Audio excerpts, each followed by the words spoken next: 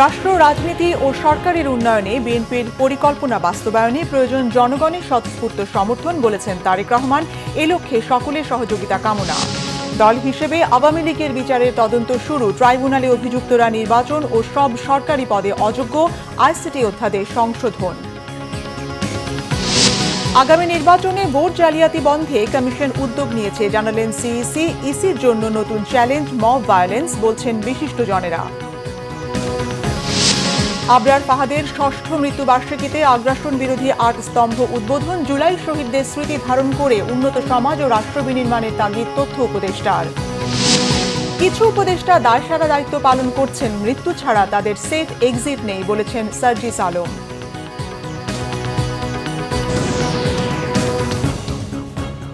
দেখছিলেন crown cement সংবাদ শিরোনাম। এবারে বিস্তারিত। বিএনপি ক্ষমতায় গেলে শিক্ষকদের চাকরি জাতীয়করণে উচ্চ পর্যায়ের কমিশন এবং শিক্ষা কারিকুলাম ঢেলে সাজাতে শিক্ষা সংস্কার কমিশন গঠন করা হবে, জানিয়েছেন বিএনপির ভারপ্রাপ্ত চেয়ারম্যান তারেক রহমান।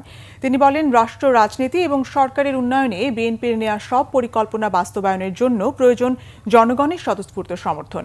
মেধাভিত্তিক রাষ্ট্র এবং সরকার গঠনে আসন্ন নির্বাচনে বিএনপি জনগণের সমর্থন চায় বলেও জানান তারেক রহমান। রিপোর্ট করছেন সিকান্দার রেমান। মঙ্গলবার বিকেলে সোহরাওয়ার্দী উদ্যানে আন্তর্জাতিক শিক্ষক দিবস উপলক্ষে এই শিক্ষক মহাসমাবেশে শিক্ষকদের চাকরি জাতীয়করণ সহ বিভিন্ন দাবির পক্ষে বক্তব্য দেন শিক্ষক নেতারা। বিএনপি নেতারা ঐক্যবদ্ধ বাংলাদেশ গড়তে সবার প্রতি আহ্বান জানান। বিএনপির ভারপ্রাপ্ত চেয়ারম্যান তারেক রহমান জানান, দেশের একটি দায়িত্বশীল রাজনৈতিক দল হিসেবে বিএনপি শিক্ষকদের ন্যায্য দাবির সঙ্গে নীতিগতভাবে অবশ্যই একমত। জনগণের ভোটে বিএনপি রাষ্ট্র পরিচালনার সুযোগ পেলে অবশ্যই রাষ্ট্রের সামর্থ্য অনুযায়ী শিক্ষকদের আর্থিক নিরাপত্তা বেষ্টনী বাড়ানো কিংবা চাকরি স্থায়ীকরণ কিংবা জাতীয়করণের বিষয়টি ইনশাআল্লাহ ইতিবাচক বিবেচনার জন্য উচ্চ পর্যায়ের কমিশন আমরা গঠন করব ইনশাআল্লাহ। রাষ্ট্র রাজনীতি এবং সরকারের উন্নয়নে বিএনপির নেয়া সব পরিকল্পনা বাস্তবায়নের জন্য জনগণের সমর্থন চান বিএনপির ভারপ্রাপ্ত চেয়ারম্যান। রাষ্ট্র রাজনীতি এবং সরকারের উন্নয়নে বিএনপির গৃহীত সকল পরিকল্পনা বাস্তবায়নের জন্য প্রয়োজন জনগণের স্বতঃস্ফূর্ত সমর্থন। একটি জ্ঞান এবং মেধাভিত্তিক রাষ্ট্র এবং সরকার গঠনে আসন্ন নির্বাচনে বিএনপি আপনাদের সমর্থন এবং সহযোগিতা চায়। নৈতিকতা এবং ধর্মীয় সামাজিক মূল্যবোধের আলোকে কর্মমুখী শিক্ষা ব্যবস্থা প্রবর্তন এবং শিক্ষা ব্যবস্থার আধুনিকায়নে জরুরি ভিত্তিতে পদক্ষেপ নেওয়া না হলে বৈশ্বিক প্রতিযোগিতায় টিকে থাকা কঠিন হয়ে পড়বে বলেও জানান তারেক রহমান। খুব সম্ভবত সিকান্দার রেমান, বাংলা ভিশন, ঢাকা। মনে হয় প্রায়। বিএনপির ভারপ্রাপ্ত চেয়ারম্যান তারেক রহমান বলেছেন, তাদের অন্যতম লক্ষ্য হচ্ছে ভবিষ্যতে বাংলাদেশে গণতন্ত্রের একটি শক্ত বুনিয়াদ তৈরি করা, জবাবদিহিতা নিশ্চিত করা। কূটনীতির ক্ষেত্রে বিএনপির নীতি হবে সবার আগে বাংলাদেশ। ভারতের প্রশ্নে তিনি পানির ন্যায্য হিস্সা চান, কাঁটাতারে আর কোনো ফেলানির ঝুলন্ত লাশ দেখতে চান না। বিবিসি বাংলাকে দেয়া সাক্ষাৎকারের দ্বিতীয় পর্বে তারেক রহমান এসব কথা বলেন, জানাচ্ছেন আহমেদ সরোয়ার। আমরা প্রথম থেকে যে কথাটি বলেছি যে আমরা দীর্ঘদিন পর বিবিসি বাংলাকে সাক্ষাৎকার দেন বিএনপির ভারপ্রাপ্ত চেয়ারম্যান তারেক রহমান। 2 পর্বের এই সাক্ষাৎকারে তারেক রহমান নানা বিষয়ে কথা বলেন। এক প্রশ্নের জবাবে তারেক রহমান জানান, লন্ডনে ডক্টর মোহাম্মদ ইউনূসের সাথে নির্বাচনের বাইরে দেশকে নিয়ে বিএনপির আগামীর পদক্ষেপ এবং জনগণের বিষয়ে চিন্তাভাবনা নিয়ে আলাপ হয়েছে। আমাদের অন্যতম মূল লক্ষ্য হবে ভবিষ্যৎ বিএনপির গণতন্ত্রের যে বুনিয়াদ, একটি শক্তিশালী বুনিয়াদ তৈরি করা, জবাবদিহিতা তৈরি করা। কিন্তু আপনি যা জানতে চাইছেন, এটি তো আমি একমাত্র সুযোগ যদি পাই, আমি ইনশাল্লাহ সুযোগ পেলে পরে তখন আস্তে আস্তে জিনিসটি প্রমাণ করা সম্ভব হবে। হ্যাঁ, এটাও বাস্তবতা, প্র্যাগমেটিক কথা যেটা, বাস্তব কথা যেটা, আমি সুযোগ পেলে যে সাথে সাথেই বিষয়টি হবে তা না। শুধু এতটুকু বলতে পারি যে yes, we are committed, we will try our best to do perform, best to do that. হতে পারে আমাদের দ্বারা কিছু ভুল ত্রুটি হয়েছে। আপনি একটু আগে একটা কথা বলেছিলেন, মানুষ তো অতীত থেকেই শিখে। ইয়েস, আমরা অতীত থেকে অভিজ্ঞতা অর্জন করেছি, এক্সপিরিয়েন্স অর্জন করেছি যে ঠিক আছে এই কাজটি এইভাবে করলে হয়তো ভুল হয়, এটি আমরা ভবিষ্যতে ইনশাল্লাহ করব না। সরকার গঠন করলে কূটনীতির প্রশ্নে বিএনপির মূলনীতি কি হবে জানতে চাইলে বেশ প্রাণবন্ত উত্তর দেন ভারপ্রাপ্ত চেয়ারম্যান। কথা বলেন ভারতের সাথে সম্পর্ক নিয়েও। কূটনীতির ক্ষেত্রে বিএনপির মূলনীতি কি হবে? Good question. বিএনপির মূলনীতি একটাই, সবার আগে বাংলাদেশ। আমি ভাই বাংলাদেশি, আমার কাছে বাংলাদেশের স্বার্থ বড়, আমার কাছে বাংলাদেশের মানুষের স্বার্থ বড়। কাজে কে কি বললো আমার কিছু যায় আসে না, আমার হচ্ছে সবার আগে বাংলাদেশ, সিম্পল। অবশ্যই আমি আমার পানির হিস্সা চাই, অবশ্যই আমি দেখতে চাই না যে ফেলানির আরেক ফেলানি ঝুলে আছে, অবশ্যই আমরা এটা মেনে নিব না। এখন তারা যদি স্বৈরাচারকে সেখানে আশ্রয় দিয়ে বাংলাদেশের মানুষের বিরাগ ভাজন হয়, সেখানে তো আমাদের কিছু করার নেই। এটা বাংলাদেশের মানুষ সিদ্ধান্ত নিয়েছে যে তাদের সাথে শীতল থাকবে, সো আমাকে আমার দেশের মানুষের সাথে থাকতে হবে। সংস্কার নিয়ে বিভিন্ন রাজনৈতিক দলের মতবিরোধ এবং জুলাই সনদ নিয়েও বিএনপির অবস্থান পরিষ্কার করেন তারেক রহমান। বিএনপিকে এগ্রি করতে হবে সবার সাথে, তাহলে ঠিক আছে, কিন্তু বিএনপি যদি কোনোটার সাথে একমত না হয় তাহলে বেঠিক। এটি তো গণতন্ত্র হলো না। কারণ গণতন্ত্রের মানেই তো হচ্ছে বিভিন্ন মতামত থাকবে, আমরা অনেক ব্যাপারেই একমত হব, হয়তো সকল ব্যাপারে একমত হব না। অসৎ উদ্দেশ্য থাকতো আমরা বলতে পারতাম যে মনের ভিতরে থাকতো একটা, বলতাম আর একটা, যে ঠিক আছে ওকে অসুবিধা নেই, তারপরে ইনশাল্লাহ আমরা সরকার গঠনে সক্ষম হলে আমরা হয়তো করতাম না। তা আমরা যেটা মনে করছি আমরা সেটাই বলছি। অবশ্যই 31 দফা আমাদের রাজনৈতিক কমিটমেন্ট জনগণের প্রতি। আমরা তো আমাদের 31 দফার মধ্যে যেগুলো এটার সাথে মিলে গিয়েছে, এর ভিতরে যেগুলো মিলে গিয়েছে সেগুলো তো আমরা করবো। এর বাইরে যেগুলো থাকবে 31 দফার মধ্যে আছে কিন্তু এর বাইরে আছে, আমরা আমাদের 31 দফা বাস্তবায়ন করবো, কারণ ওটা তো আমাদের পলিটিক্যাল কমিটমেন্ট। যেগুলার সাংবিধানিক এন্ডোর্সমেন্ট লাগবে সেগুলো আমরা মনে করি যে নির্বাচিত সংসদ হওয়ার পরে সেখানে গ্রহণ করাটাই ভালো হবে। কারণ আপনি যদি নির্বাচিত সংসদের কথা বলছেন অথচ তাকে বাদ দিয়ে যদি আপনি আউট অফ দি বক্স যদি আপনি কিছু করেন এবং এটা যদি রেওয়াজ হয়ে যায়, তাহলে এটা আমরা মনে করি যে এটা সাংবিধানিকভাবে হোক আইনগতভাবে হোক, যে দৃষ্টিকোণ থেকে বিচার বিবেচনা করেন না কেন, ভবিষ্যতের জন্য এটা একটি খারাপ দৃষ্টান্ত হয়ে থাকবে। ক্ষমতায় গেলে মত প্রকাশের স্বাধীনতা ও সংবাদপত্রের স্বাধীনতার নিশ্চয়তা দেয়া হবে বলে জানান বিএনপির ভারপ্রাপ্ত চেয়ারম্যান। সেই নিশ্চয়তা কি আপনি দিতে পারেন? জিএস পারি, একদম দিতে পারি। বিএনপি অতীত সরকারের সময় যেরকম সাংবাদিকদেরকে গুম করা হয়নি, সাংবাদিকদেরকে নির্যাতন করা হয়নি, সাংবাদিকদেরকে দেশ ছেড়ে যেতে হয়নি, বাধ্য হতে হয়নি, ইনশাল্লাহ ভবিষ্যতেও হবে না। কথা বলেন রাজনীতির বাইরে প্রাণী অধিকার নিয়ে, তার সাম্প্রতিক কর্মকাণ্ড নিয়েও। আম্মা উনি হাঁস মুরগি পালতেন, কবুতরও ছিল আমাদের বাসায়, এবং আবার আরেকটি খাঁচা ছিল যেটার মধ্যে একটা ময়না ছিল। আহমেদ সরওয়ার, বাংলাভিশন, ঢাকা। ও আবার বরিশালী ভাষায় কথাও বলতো টুকটুক করে মাঝে। অবশেষে শুরু হয়েছে দল হিসেবে আওয়ামী লীগের বিচার প্রক্রিয়া। এজন্য তদন্ত শুরু করেছে আন্তর্জাতিক অপরাধ ট্রাইব্যুনালের তদন্ত সংস্থা। নিয়োগ হয়েছে তদন্ত কর্মকর্তা, জানিয়েছেন চিফ প্রসিকিউটর তাজুল ইসলাম। এদিকে আইসিটি আইন সংশোধন করে গেজেট প্রকাশ করেছে সরকার। বিচার চলাকালীন এই আইন সংশোধন নিয়ে প্রশ্ন তোলার কোনো সুযোগ নেই বলে জানিয়েছেন তাজুল ইসলাম। আহমেদ সরওয়ারের আরেকটি রিপোর্ট। ট্রাইব্যুনাল আইনে সংশোধনী এনে গেজেট প্রকাশ করা হয়েছে। গেজেট অনুযায়ী মামলায় অভিযোগ গঠনের পর অভিযুক্ত আসামিরা সংসদ সদস্য, মেয়র, চেয়ারম্যান, কমিশনার বা প্রশাসক পদে থাকতে বা নির্বাচনের প্রতিদ্বন্দ্বিতা করতে পারবেন না। একই সঙ্গে সরকারি চাকরি বা অন্য কোনো সরকারি পদেও নিয়োগযোগ্য থাকবেন না। এতে জানানো হয়, রাষ্ট্রপতির অনুমোদনক্রমে প্রকাশিত এই অধ্যাদেশের মাধ্যমে আন্তর্জাতিক অপরাধ ট্রাইব্যুনাল আইনে নতুন করে রাজনৈতিক ও প্রশাসনিক পদে যোগ্যতার সীমা নির্ধারণের বিধান কার্যকর হলো। গেজেট প্রকাশের পর চিফ প্রসিকিউটর তাজুল ইসলাম বলেন, আন্তর্জাতিক অপরাধ ট্রাইব্যুনালে বিচার চলাকালে আইন সংশোধন হলেও বিচারে এর কোনো প্রভাব পড়বে না। এই সংশোধনীটা করা হয়েছে এবং এটা একটা নতুন সংযোজন। আপনারা হয়তো প্রশ্ন করতে পারেন যে পরিবর্তনটা আবার কেন করা হলো। আমরা যেটা মনে করি যে একটা রাষ্ট্র বিপ্লবোত্তর পরিবেশে যখন একটা পুনর্গঠন প্রক্রিয়ার মধ্যে আছে, তখন রাষ্ট্রের প্রয়োজনে, দেশকে সামনে এগিয়ে নেওয়ার প্রয়োজনে সরকার এই আইন শুধু নয়, বিভিন্ন আইনেরই বিভিন্ন ধরনের সংশোধনী আনছেন এই রাষ্ট্রকে সঠিক ট্র্যাকে তোলার জন্য। তারই অংশ হিসাবে এটা করা হয়েছে এই সময়ের প্রয়োজনে, এবং এখন থেকে সেই আইনটা সেভাবে প্রয়োগযোগ্য হবে। ইন্টারন্যাশনাল ক্রাইমস ট্রাইব্যুনালস অ্যাক্ট 1973 এটা সংবিধান দ্বারা প্রোটেক্টেড একটা আইন। সুতরাং এই আইনের রেট্রোস্পেক্টিভ ইফেক্ট আছে এবং রেট্রোস্পেক্টিভ ইফেক্ট দেয়াটাকে আবার সংবিধান সম্মত করা হয়েছে। সুতরাং এটা সব কিছুই বৈধ বলে গণ্য হবে, এটাকে আদালতে চ্যালেঞ্জও করা যাবে না।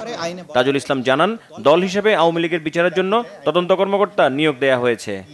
যে দল হিসাবে, সংগঠন হিসাবে আওয়ামী লীগের বিরুদ্ধে তদন্তের প্রক্রিয়া চলমান ছিল, তা আনুষ্ঠানিকভাবে আওয়ামী লীগের বিরুদ্ধে তদন্ত শুরু হয়েছে, তদন্ত কর্মকর্তা নিয়োগ হয়েছে এবং তারা তদন্ত কাজ খুব দ্রুতই সম্পন্ন করবেন, তারা সর্বাত্মক চেষ্টা করবেন এবং তদন্ত রিপোর্ট প্রাপ্তি সাপেক্ষে দল হিসাবে বিচারের জন্য আওয়ামী লীগের ব্যাপারেও যথাযথ ব্যবস্থা গ্রহণ করা হবে। এই আবেদন আগেরই ছিল, সেটাকে যেহেতু সকল আবেদন একই সাথে নিষ্পত্তি করা সম্ভব ছিল না, ক্রমান্বয়ে এগুলো করা হচ্ছে। তো এই পর্যায়ে সেই আবেদনটাকে বিবেচনায় নিয়ে একটা কমপ্লেন্ট রেজিস্ট্রার নাম্বার ফেলে আনুষ্ঠানিক তদন্ত শুরু হয়েছে। ভবিষ্যতে যদি অন্য কোনো দলের বিরুদ্ধে মানবতা বিরোধী অপরাধ তদন্তে উঠে আসে, তখন সে বিষয়ে সিদ্ধান্ত নেওয়া হবে বলেও জানান তাজুল ইসলাম। বেশ কয়েকটি তদন্ত রিপোর্ট। আহমেদ সরোয়ার, বাংলা ভিশন, ঢাকা। আগামী নির্বাচনে ভোট জালিয়াতি বন্ধে কমিশন উদ্যোগ নিয়েছে বলে জানিয়েছেন প্রধান নির্বাচন কমিশনার এএমএম নাসির উদ্দিন। দেশের এই ক্রান্তিকালে জীবনের শেষ সুযোগ হিসেবে সুন্দর, গ্রহণযোগ্য ও স্বচ্ছ নির্বাচন করতে চান তিনি। সাবেক নির্বাচন কর্মকর্তারা বলছেন, আগামী নির্বাচনে কমিশনের জন্য নতুন challenge mob violence. Report Syed Abdul মুহিতের। জাতীয় নির্বাচনকে সামনে রেখে অংশীজনদের সাথে সংলাপের অংশ হিসেবে বিশেষজ্ঞদের সাথে বৈঠক করেছে নির্বাচন কমিশন। রাজধানীর আগারগাঁওয়ে কমিশন কার্যালয়ে নির্বাচন পর্যবেক্ষক, কমিশনের সাবেক কর্মকর্তারা সংলাপে অংশ নেন। প্রধান নির্বাচন কমিশনার এএমএম নাসির উদ্দিন উদ্বোধনী বক্তব্য দেন। জাতীয় নির্বাচনকে উৎসব মুখর ও গ্রহণযোগ্য করতে কমিশনের বিভিন্ন পদক্ষেপ তুলে ধরেন তিনি। শুধু কিভাবে আমরা একটা সুন্দর ক্রেডিবল নির্বাচন জাতিকে উপহার দেব সেটা নয়, কিভাবে জালিয়াতি করা যায় সেই অভিজ্ঞতা আপনাদের অনেকের আছে, আর আপনারা অনেক দীর্ঘদিন চাকরি করেছেন। সুতরাং ইলেকশনকে ম্যানিপুলেট করার জন্য কোথায় কোথায় হাত দেওয়া দরকার আমাদের, যাতে এই জিনিস আর না ঘটতে পারে, সেই পরামর্শ আপনারা আমাদেরকে দিবেন। আমি সে আশা করি অন্যদের কাছ থেকে আমরা সেই ধরনের পরামর্শ চাই নাই। এবং দেশের এই ক্রান্তি লগ্নে আমরা মনে করেছি যে, বিশেষ করে আমি এবং আমার কলিগরা এটাকে সেইভাবে নিয়েছি, আমি এটাকে নিয়েছি একদম আমার জীবনের একটা শেষ সুযোগ। প্রধান নির্বাচন কমিশনার জাতীয় নির্বাচন ম্যানিপুলেট বন্ধে বিশেষজ্ঞদের পরামর্শ চান। অন্তর্যামী হলো একমাত্র আল্লাহ তাআলা। এখন অন্তরের মধ্যে আপনি কোনো দলীয় মনোবৃত্তি আছে কিনা এটা তো আমি জানা সম্ভব না, তবে আপনি দলীয় দলদাসের মতো কাজ করতে পারবেন না সেটা আমরা নিশ্চিত করবো। সাবেক নির্বাচন কর্মকর্তারা সংলাপে প্রশ্নবিদ্ধ নির্বাচনের সাথে সংশ্লিষ্টদের বাইরে রাখা, ভোট ও আইনশৃঙ্খলা পর্যবেক্ষণে স্থানীয় পর্যায়ে পাহারা কমিটি গঠন, এক্সিকিউটিভ ও বিচারিক আদালতের পরিবর্তে কমিশনের কর্মকর্তাদের প্রশিক্ষণ, নির্দিষ্ট সময়ের আগে ভোটের দিন নির্ধারণ সহ নানা পরামর্শ দেন। আর নির্বাচন পর্যবেক্ষক মনিরা খানের মতে, সরকার ও রাজনৈতিক দলগুলো না চাইলে কমিশনের পক্ষে ভালো নির্বাচন সম্ভব নয়। দেশের লোক আপনাদের উপর নির্ভর করে আছে সুষ্ঠু, অবাধ, নিরপেক্ষ একটা নির্বাচন।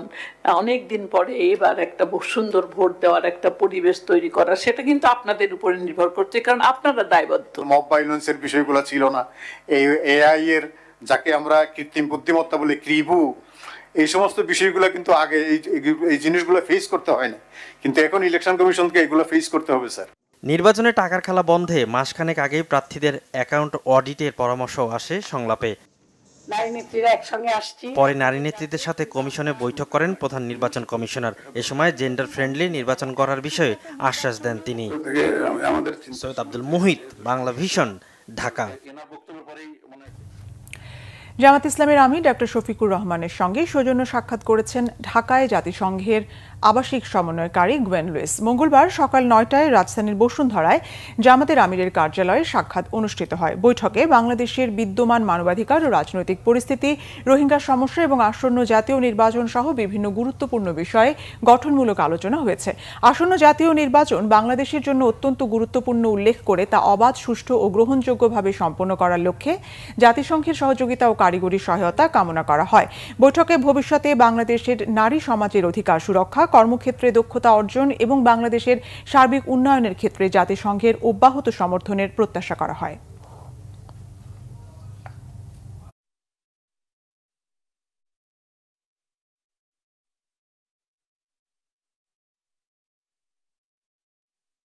2026-এর ফেব্রুয়ারিতে সম্ভাব্য জাতীয় নির্বাচন সুষ্ঠু নিরপেক্ষভাবে যেন হতে পারে সে ব্যাপারে ওনারা সহযোগিতা করবেন। এ ব্যাপারে জামাত ইসলামীর ভূমিকা, দেশের গণতন্ত্র এবং আগামী দিনে একটা সুন্দর বাংলাদেশ এবং নতুন একটা রাষ্ট্র কাঠামো গঠনে যে রিফর্ম প্রক্রিয়ার মধ্য দিয়ে যে দেশ যাচ্ছে, আগামীকালকে ন্যাশনাল কনসেনসাস কমিশনের একটা বৈঠকে একটা সমস্যার নিষ্পত্তির দিকে যাবে বলে আমরা সকলেই আশাবাদী এবং হোপফুল। জুলাই গণ অভ্যুত্থানের শহীদদের স্মৃতি ধারণ করে উন্নত সমাজ ও রাষ্ট্র বিনির্মাণের তাগিদ দিয়েছেন তথ্য উপদেষ্টা মাহফুজ আলম। আবরার ফাহাদের ষষ্ঠ শাহাদাত বার্ষিকী উপলক্ষে স্মরণ সভা ও আগ্রাসন বিরোধী 8 স্তম্ভের উদ্বোধন অনুষ্ঠানে তিনি একথা বলেন। স্থানীয় সরকার উপদেষ্টা আসিফ মাহমুদ সজীব ভূঁইয়া বলেন, ফ্যাসিবাদ বিরোধী যোদ্ধাদের স্মরণে স্মৃতিচারণমূলক স্থাপনা তৈরি করা হলে দেশের এক শ্রেণীর মানুষের গাত্রদাহ শুরু হয়। বিস্তারিত ফজলে রাব্বির প্রতিবেদনে। অনন্ত মহাকালে মোর যাত্রা, অসীম মহাকাশের অন্তে, এই সংকল্পে মূলত জীবন গড়তে চেয়েছিল বুয়েটের তড়িৎ ও ইলেকট্রনিক্স প্রকৌশল বিভাগের 2য় বর্ষের শিক্ষার্থী আবরার ফাহাদ। তবে ঘাতকের নির্মম নির্যাতন কেড়ে নেয় তার সেই সংকল্প। 2019 সালের 7 অক্টোবর বুয়েট বিশ্ববিদ্যালয়ে ছাত্রলীগের নির্মম নির্যাতনে নিহত হয় আবরার ফাহাদ। শহীদ আবরার ফাহাদের ষষ্ঠ মৃত্যুবার্ষিকী উপলক্ষে এক স্মরণ সভা ও আগ্রাসন বিরোধী 8 স্তম্ভের উদ্বোধন অনুষ্ঠানের আয়োজন করেন ঢাকা দক্ষিণ সিটি কর্পোরেশন। এতে যোগ দেন অন্তর্বর্তী সরকারের বিভিন্ন উপদেষ্টা সহ নিহত আবরার পরিবারের সদস্যরা। বাংলাদেশের তরুণ প্রজন্ম আগামীর শক্তি উল্লেখ করে তথ্য উপদেষ্টা মাহফুজ আলম বলেন, জুলাই গণ অভ্যুত্থানের শহীদদের স্মৃতিচারণ ধারণ করে উন্নত সমাজ ও রাষ্ট্র বিনির্মাণ করা জরুরি। রাষ্ট্রীয় ফ্যাসিবাদের কারণে সমাজের ভিতরে যেই সংকটগুলো তৈরি হয়েছে, এই সংকটগুলোকে আমাদের সমাধান করতে হবে। আমাদের ভিতরে অনেক আইডেন্টিটি পলিসিতে অনেকগুলো ক্রাইসিস আছে, এগুলো সমাধান করতে হবে এবং আমাদেরকে ভাবতে হবে যে আমাদেরকে বিরোধিতার জায়গা থেকে আমাদেরকে প্রোঅ্যাক্টিভ কাজের দিকে ঢুকতে হবে। আমাদের প্রতিষ্ঠান বানাইতে হবে, রাষ্ট্রের প্রতিষ্ঠান, রাষ্ট্রের বাইরে প্রতিষ্ঠান গড়ে তুলতে হবে। আমাদের যে ব্যক্তিগত সামর্থ্য আছে এই সামর্থ্যকে আরও বেশি বাড়াইতে হবে। আমাদের এখানে ভালো education, health and research institution লাগবে। আমাদের যারা ডায়াসপোরা আছে তাদেরকে নিয়ে আসতে হবে। বিগত 15 বছর ফ্যাসিবাদ আমলে যারা আহত নিহত হয়েছেন তাদের তালিকা তৈরি করার আহ্বান জানান আবরার ফাহাদের বাবা।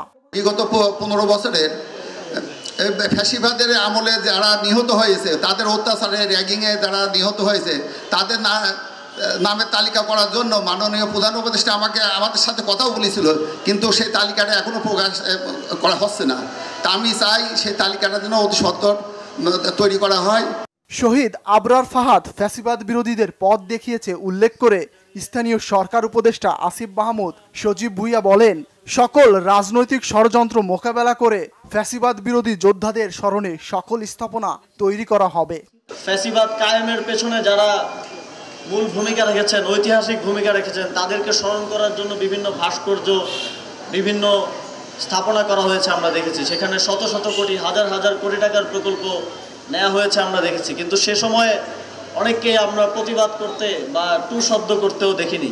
সেগুলোকে উন্নয়নের একটা অংশ হিসেবে দেখানো হয়েছে। অথচ যখন আমরা আবরার ফাহাদের 8 স্তম্ভ করতে গেলাম, এই 8 স্তম্ভ নির্মাণ করতে ব্যয় হয়েছে মাত্র 85 লক্ষ টাকা। কিন্তু এই কয়েক লক্ষ টাকা ব্যয় নিয়ে অনেকের অনেক গাত্রদাহ এবং সমালোচনা আমরা দেখেছি। এটা অত্যন্ত দুঃখজনক এবং এর পিছনে একটা রাজনৈতিক ষড়যন্ত্র রয়েছে।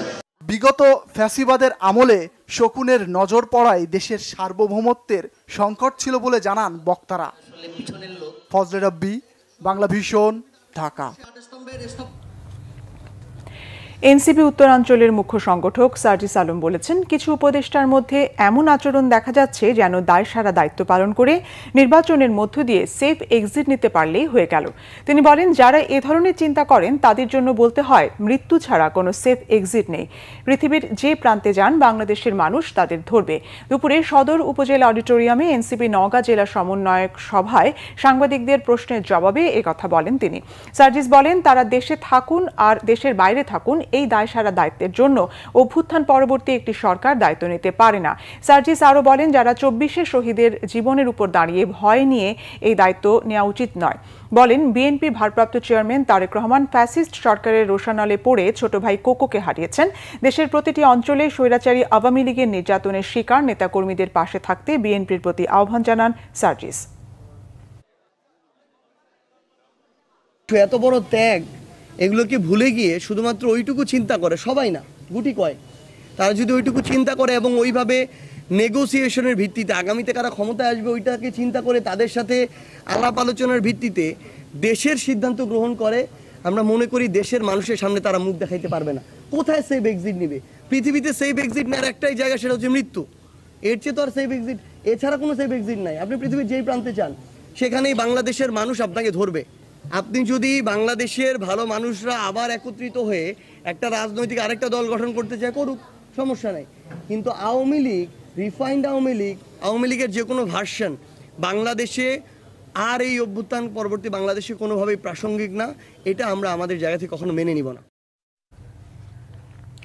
বাংলাদেশ ব্যাংকের governor doctor Ahsan H Mansur জানিয়েছেন, সৌদি আরব থেকে প্রবাসীদের রেমিটেন্স আয় পাঠানোর খরচ খুবই বেশি। এই খরচ কমানোর পাশাপাশি পদ্ধতি সহজ করতে দুই দেশের আর্থিক খাতকে একসঙ্গে কাজ করার আহ্বান জানান তিনি। বিএনপি নেতা আমির খসরু মাহমুদ চৌধুরী বলেন, বাংলাদেশের পুঁজি বাজারে সৌদি বিনিয়োগ এবং শ্রমিকদের দক্ষতা বাড়াতে দেশটির সহায়তা প্রয়োজন। জিয়াউল হক সবুজের রিপোর্ট। মধ্যপ্রাচ্যের দেশগুলোর মধ্যে প্রাকৃতিক ও খনিজ সম্পদে সবচেয়ে সমৃদ্ধ ও ধনী দেশের মধ্যে অন্যতম সৌদি আরব। দেশটিতে কাজ করেন দক্ষ ও অদক্ষ প্রায় 30 লাখ বাংলাদেশি। বিশ্বের বিভিন্ন দেশ থেকে আসা রেমিটেন্সের মধ্যে সবচেয়ে বেশি আসে সৌদি আরব থেকে। গেল সেপ্টেম্বরেও 41 কোটি ডলারের আয় পাঠিয়েছেন প্রবাসীরা, কিন্তু এসব অর্থ দেশে পাঠানোর খরচ তুলনামূলক বেশি। মঙ্গলবার সৌদি আরব বাংলাদেশ বিজনেস সামিটে সেই তথ্যই উঠে এলো কেন্দ্রীয় ব্যাংক গভর্নরের কথাই। সেই সাথে বাংলাদেশে সৌদি বিনিয়োগ বাড়ানোর আহ্বানও জানান তিনি। But we need a more efficient transfer of funds. We need least cost solution to the transfer of funds. And these are the areas where financial sector can work together to reduce cost of transfer. Giving 10% or 6%, 7% is not an easy thing. You can save that. We can cooperate in those payment systems between our financial institutions, our central banks, and others. We can work together. অনুষ্ঠানে BNP নেতা আমির Khasru Mahmud Chowdhury Saudi যেতে আগ্রহী বাংলাদেশি শ্রমিকদের দক্ষতা বাড়াতে দেশটির সহযোগিতা চান। From the current amount of remittance that we are getting out of Saudi Arabia, through skilling, reskilling or upskilling, whatever is needed. And I suggest that you go for some sort of institutional, give it some sort of institutional shape so that we can skill our workers going to Saudi Arabia and Middle Eastern countries, other Middle Eastern countries. As for the investment, I think Governor has mentioned a little bit that Saudis has a huge fund waiting to be invested. দেশে প্রথমবার হওয়া এই ব্যবসায়িক সম্মেলনে দেশীয় প্রতিষ্ঠানগুলো তাদের পণ্য তুলে ধরেন সৌদি ব্যবসায়ী ও বিনিয়োগকারীদের কাছে। জিয়াউল হক সবুজ, বাংলাভিশন, ঢাকা। চলতি অর্থ বছরে দেশের জিডিপি প্রবৃদ্ধির হার 4.8% হতে পারে এমন পূর্বাভাস দিয়েছে বিশ্বব্যাংক। অর্থনৈতিক সংস্কার করলে এই গতি আরও বাড়বে বলে জানিয়েছেন সংস্থাটির বাংলাদেশ ও ভুটানে নিযুক্ত বিভাগীয় পরিচালক জ পেম। সকালে রাজধানীর আগারগাঁওয়ে সংস্থাটির ঢাকা কার্যালয়ে বাংলাদেশ ডেভেলপমেন্ট আপডেট প্রতিবেদনে এই তথ্য জানান তিনি। মূল্যস্ফীতি সন্তোষজনক পর্যায়ে কমিয়ে আনার পাশাপাশি এলডিসি উত্তরণে জোরালো প্রস্তুতির তাগিদ দেন তিনি। বিশ্বব্যাংকের জ্যেষ্ঠ অর্থনীতিবিদ সাদাত খান বলেন, গত এক বছরে রপ্তানি বেড়েছে, রেমিটেন্স এসেছে রেকর্ড পরিমাণ। মূল্যস্ফীতি কিছুটা কমলেও এখনও তা 8% উপরে রয়েছে। সংস্থাটি জানিয়েছে, আগের অর্থ বছরের তুলনায় গত অর্থ বছরে দারিদ্র্যের হার প্রায় 1% বেড়ে দাঁড়িয়েছে 21%। তবে যেই গতিতে বাংলাদেশ এগুচ্ছে তাতে 2026 সালে প্রবৃদ্ধি আরও কিছুটা বেড়ে 6.3% হওয়ার আভাস দেয় বিশ্বব্যাংক। ভারত থেকে 50,000 মেট্রিক টন চাল কিনবে সরকার। এতে ব্যয় হবে 219 কোটি টাকা। মঙ্গলবার অর্থ উপদেষ্টা ডক্টর সালেউদ্দিন আহমেদের সভাপতিত্বে অনুষ্ঠিত সরকারি ক্রয় সংক্রান্ত উপদেষ্টা পরিষদ কমিটির বৈঠকে এই প্রস্তাবের অনুমোদন দেওয়া হয়েছে। প্রতি মেট্রিক টনের মূল্য ধরা হয়েছে প্রায় 360 মার্কিন ডলার। এতে ব্যয় হবে 219,09,99,300 টাকা। সভায় চাল ছাড়াও সার ও গম আমদানির অনুমতি দিয়েছে সরকারি ক্রয় সংক্রান্ত উপদেষ্টা পরিষদ কমিটি। সাংবাদিকদের প্রশ্নের জবাবে অর্থ উপদেষ্টা সালেউদ্দিন আহমেদ বলেন, অর্থনৈতিক দিক দিয়ে স্বস্তিতে রয়েছে দেশ। মূল্যস্ফীতি 14 থেকে 8-এ নেমেছে বলেও দাবি করেন তিনি। চীন থেকে 20টি ফাইটার জাহাজ কেনার বিষয়ে জানতে চাইলে কোনো মন্তব্য করেননি উপদেষ্টা। এক প্রশ্নের জবাবে সরকারি চাকরিজীবীদের বেতন দিতে সমস্যা হচ্ছে এমন কথা সঠিক নয় বলে জানান অর্থ উপদেষ্টা। জাতীয় বিশ্ববিদ্যালয় ক্যাম্পাসে পূবালী ব্যাংক পিএলসির বোর্ড বাজার শাখার উদ্যোগে ব্যাংকিং প্রোডাক্ট ক্যাম্পেইন হয়েছে।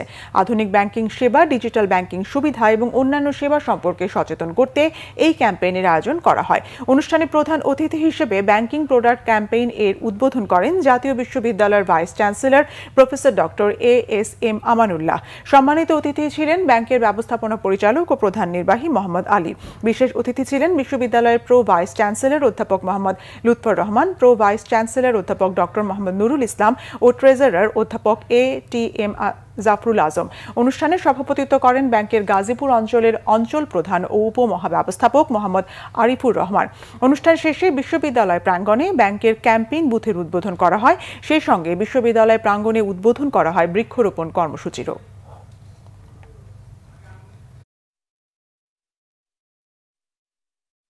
সংবাদ শেষ করব ক্রাউন সিমেন্ট শিরোনামগুলো আরেকবার জানিয়ে। রাষ্ট্র রাজনীতি ও সরকারের উন্নয়নে বিএনপির পরিকল্পনা বাস্তবায়নে প্রয়োজন জনগণের স্বতঃস্ফূর্ত সমর্থন বলেছেন তারেক রহমান। এই লক্ষ্যে সকলের সহযোগিতা কামনা।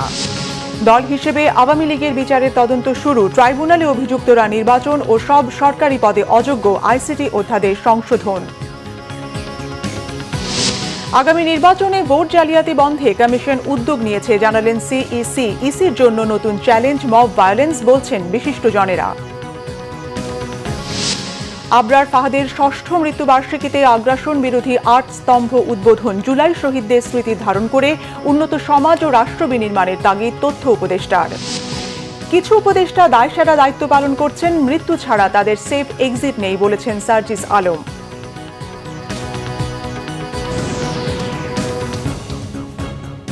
এই ছিল এখনকার মতো। পরের সংবাদ রাত 10:30টায়। এর আগে 9টায় রয়েছে নিউজ 20 দেখার আমন্ত্রণ রইল।